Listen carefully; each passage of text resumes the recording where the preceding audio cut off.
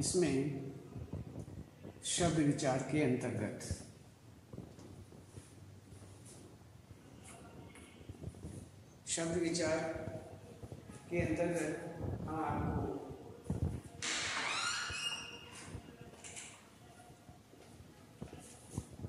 आपको हमने यहाँ पर ये शब्द विचार में शब्द की परिभाषा, शब्द कितने प्रकार के होते हैं, सार्थक, निरर्थक और इसमें शब्द और पद में क्या अंतर है। शब्द और पद किसे कहते हैं और शब्दों का वर्गीकरण किस प्रकार। वर्गीकरण अनेक आधारों पर किया जाता है, उत्पत्ति या स्रोत के आधार पर, रचना के आधार पर, प्रयोग के आधार पर, अर्थ के आधार पर, और इसी प्रकार से उत्पत्ति या स्रोत के आधार पर तत्सम, तद्भव, देशज, विदेशी, संकर और अन्य इसी प्रकार से रचना के आधार पर रूढ़, यौगिक, योग रूढ़ और प्रयोग के आधार पर यहाँ पर विकारी, अविकारी शब्द प्रयोग के आधार पर दो बताए गए हैं। अर्थ के आधार पर यहाँ पर पर्यायवाची, विलोमार्थी, अनेकार्थी, वाक्यांश के लिए एक शब्द, श्रुति संभिन्नार्थक, एक अर्थक, ये सभी आ जाते हैं। और इसमें यहाँ पर जैसे थोड़ा इसको क्रम से देख लेते हैं। एक बार इसमें जैसे श्रुति संभिन्नार्थक वाक्यांश के लिए एक शब्द, इसमें सभी आए हुए हैं। थोड़ा अंत में इसे थोड़ी देर के लिए देखते हैं कि अर्थ के आधार पर क्या क्या है। इसमें अर्थ के आधार पर पर्यायवाची शब्द, जिन शब्दों के अर्थों में समानता हो उन्हें पर्यायवाची शब्द कहते हैं। इसमें ध्यान देने योग्य बात है कि अर्थ की समानता होते हुए भी पर्यायवाची शब्द प्रयोग में सर्वथा एक दूसरे का स्थान नहीं ले सकते। जैसे जल उत्तम पानी के लिए प्रयोग कर सकते हैं, पर कीचड़ में पड़े या गंदे पानी को जल नहीं कहते। ऐसे कुछ अन्य शब्द देखिए, जैसे अग्नि, आग, पावक, वहन्य, अनल, आँख में, आँख से चक्षु, नेत्र, लोचन, नयन, दृग, कमल, उत्पल, नीरज, सरसिज, पंकज, अश्व, कपड़ा, फूल, ये सभी हैं। तो इनको इसी प्रकार विलोम, विपरीत अर्थ देने वाला जो शब्द है उसे विलोम कहते हैं। उन्नति, अवनति, अनुकूल, प्रतिकूल, अनुज, अग्रज, सुकर, दुष्कर, तो इस प्रकार से आयात, निर्यात, जटिल, सरल, ये सब हमारे विलोमार्थक शब्द हैं। इसी प्रकार से अनेकार्थी शब्द हैं। इनमें प्रयोग के अनुसार विभिन्न परिस्थितियों में भिन्न भिन्न अर्थ देने वाले शब्द जो होते हैं उन्हें हम एकार्थी शब्द कहते हैं। जैसे अली, भौरा, कोयल, बिच्छू, कौवा।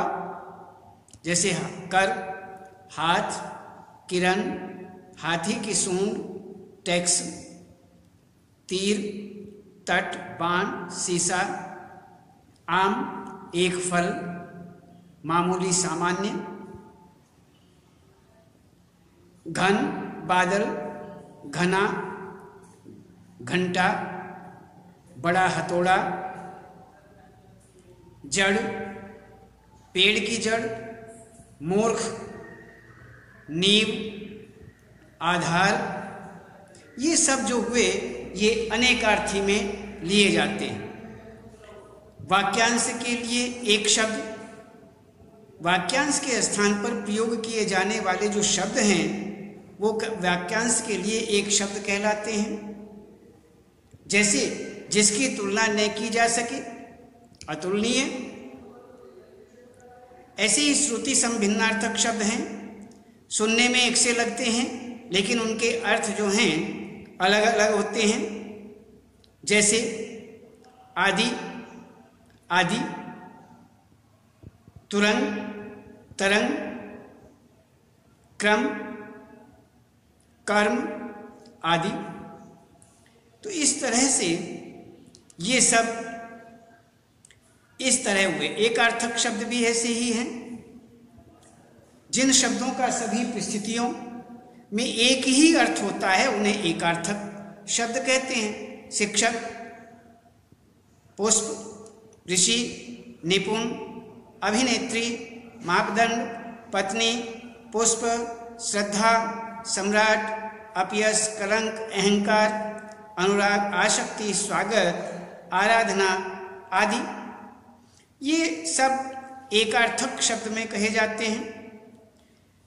अब यहाँ पर थोड़ा हम देखते हैं कि एक बार फिर से थोड़ा इसमें विचार करते हैं। वर्णों का सार्थक समूह, वर्ण जो हैं उनका जो सार्थक समूह है वह किस प्रकार से, वर्णों का सार्थक समूह के विषय में हम विचार करते हैं कि वर्णों का जो सार्थक समूह है जो स्वतंत्र भी हो शब्द कहलाता है। दूसरा कहते हैं वाक्य में प्रयोग करने पर शब्द जो है वो पद बन जाता है। सही है। शब्दों का वर्गीकरण उत्पत्ति के आधार पर, रचना के आधार पर, प्रयोग के आधार पर, अर्थ के आधार पर किया जाता है। उत्पत्ति के आधार पर तत्सम, तद्भव, देशज, विदेशी, संकर। रचना के आधार पर रूढ़, यौगिक, योगरूढ़। प्रयोग के आधार पर विकारी, अविकारी। अर्थ के आधार पर पर्यायवाची, विलोमार्थी, अनेकार्थी। वाक्यांश के लिए एक शब्द, श्रुति संभिन्नार्थक शब्द, एकार्थक। तो इसी प्रकार से ये हुए। अब इसमें अब हम थोड़ा आगे देखते हैं कि शब्द और पद में अंतर क्या है। इसमें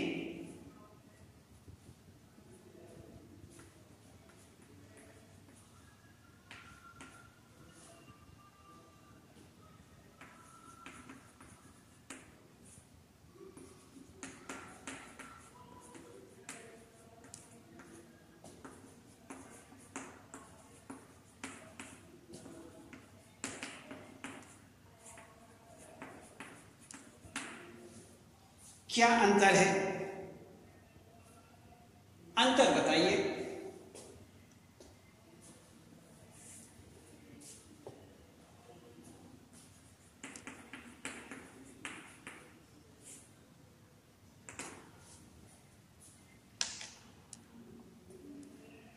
इसमें हम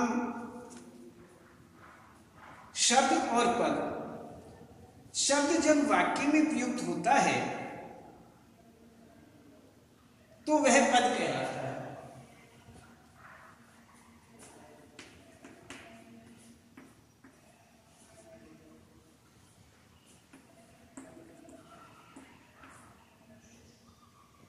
शब्द जब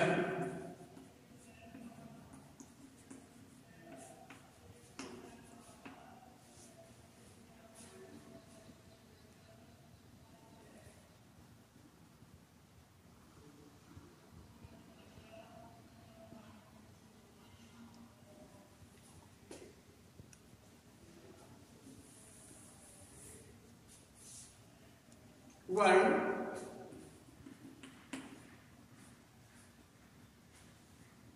वर्ण या वर्णों का सार्थक समूह।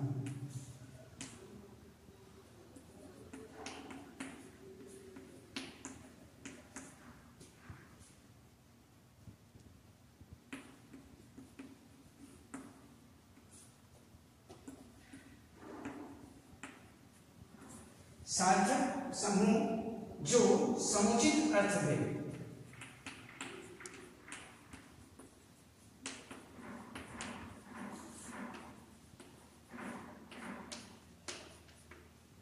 समुचित अर्थ दे शब्द कहलाता है।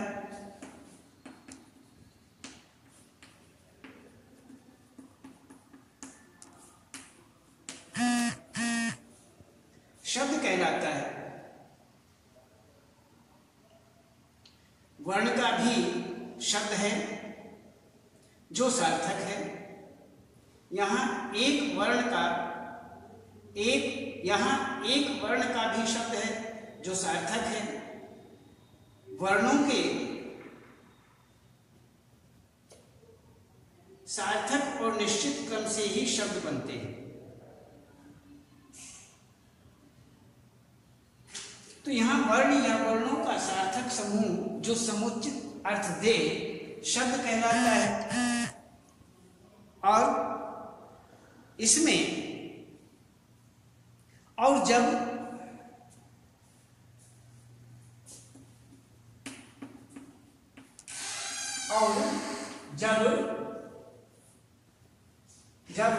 यहां पर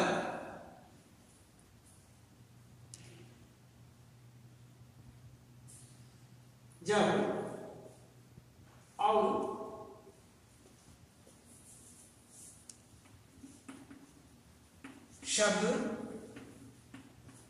जब वाक्य में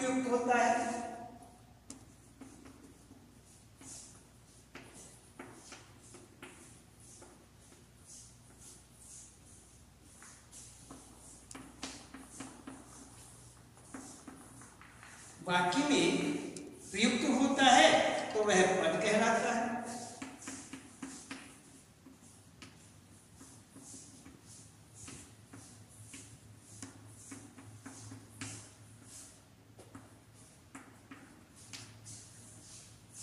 तो इसमें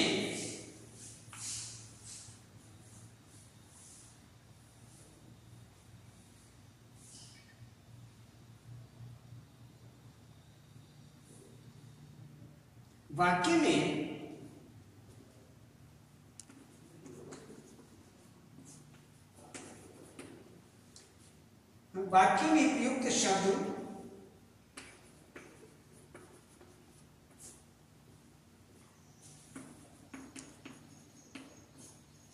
में प्रयुक्त शब्द व्याकरण के नियमों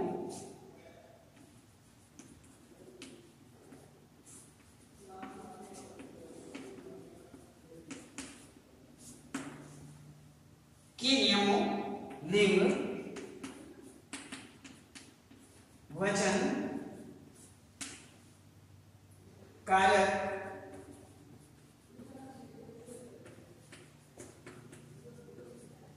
आदि में बंध जाते हैं।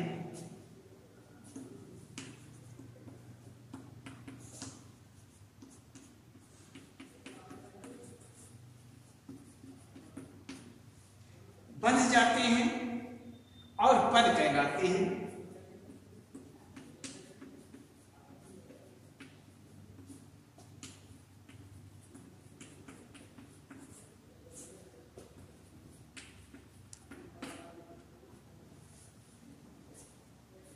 जैसे बालक एक शब्द है,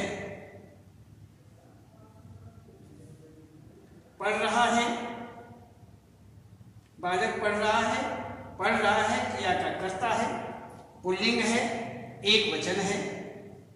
बालक पढ़ रहे हैं क्रिया का कर्ता है, पुल्लिंग बहुवचन है, अतः ये दोनों वाक्य पद हैं। इसमें शब्द और पद में क्या अंतर बताइए, क्या अंतर? शब्द और पद में यहाँ पर शब्द में अंतर बताइए। इस प्रकार से यहाँ पर हमने आपको वर्ण या वर्णों का सार्थक समूह जो समुचित अर्थ दे शब्द कहलाता है, और शब्द जब वाक्य में प्रयुक्त होता है तो वह पद कहलाता है। वाक्य में प्रयुक्त शब्द व्याकरण के नियमों लिंग वचन कारक आदि में बंध जाते हैं और पद कहलाते हैं। जैसे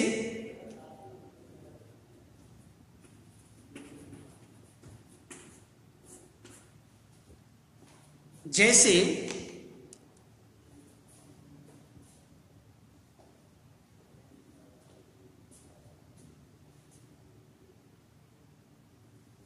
बालक, जैसे बालक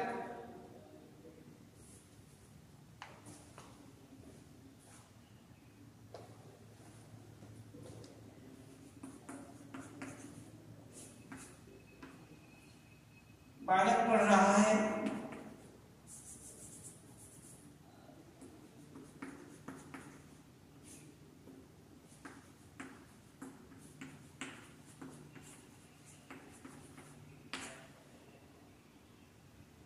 बालक पढ़ रहे हैं,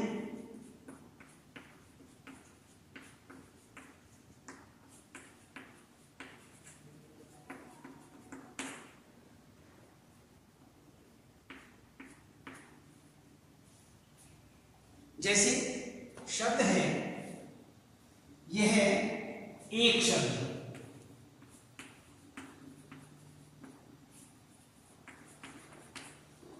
दूसरा बालक, इसमें पढ़ रहा है,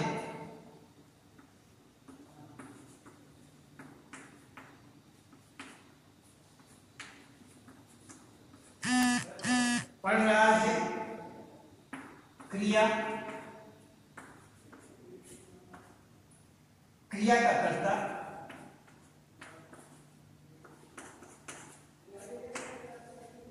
पुल्लिंग, कर्ता, क्रिया का कर्ता पुल्लिंग, क्रिया का कर्ता पुल्लिंग, बहुवचन पुल्लिंग एक वचन,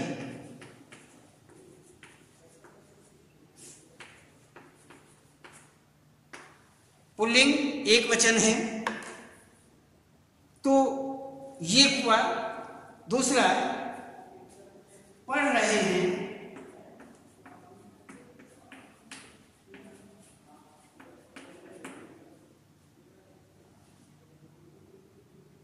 क्रिया का कर्ता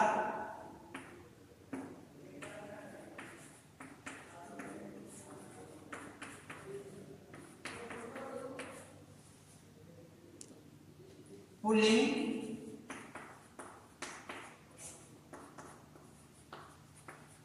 बहुवचन,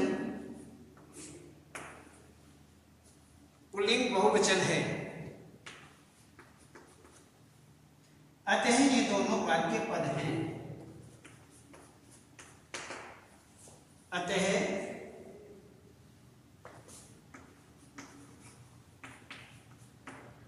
दोनों वाक्य पद हैं। दोनों वाक्य पद हैं। तो इस तरह से यहां पर ये बताया गया है। तो इसमें विशेष रूप से यहां पर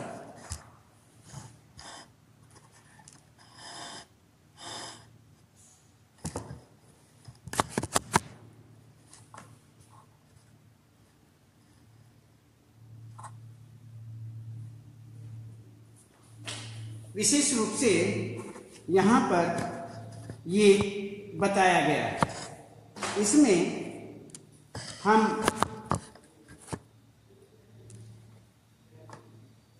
तो ये हुआ यहाँ पर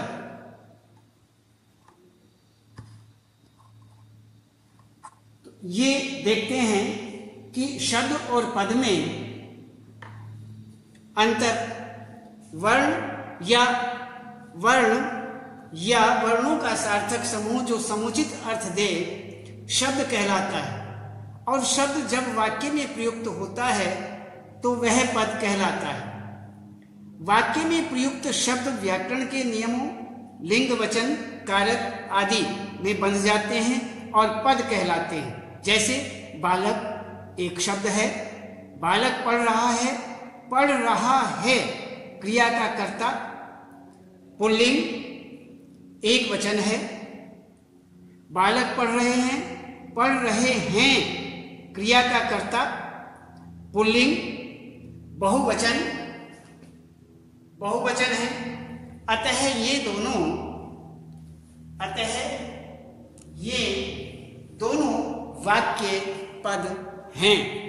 इसलिए आज केवल इतना ही और कल बताएंगे।